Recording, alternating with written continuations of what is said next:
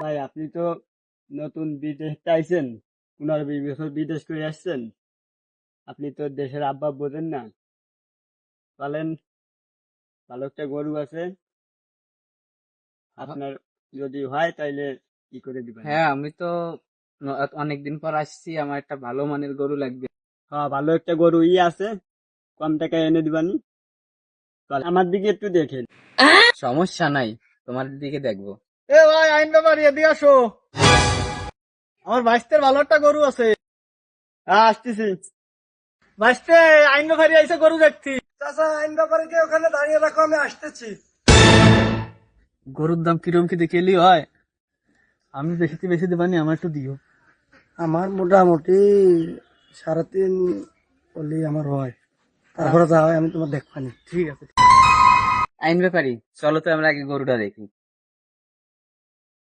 তাহলে আগে গরুটা দেখেই নি।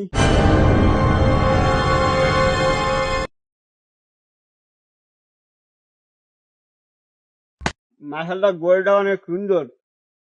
গরু কি ভাই তোমার পছন্দ হয়?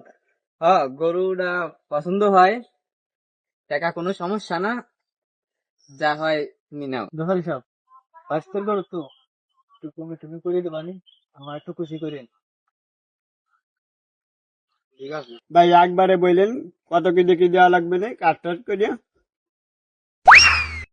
গরুর দাম তো বাইশটা একটু বেশি কয়, এখন কম সম করে নিবানি, 4,20,000 দিয়ে নে।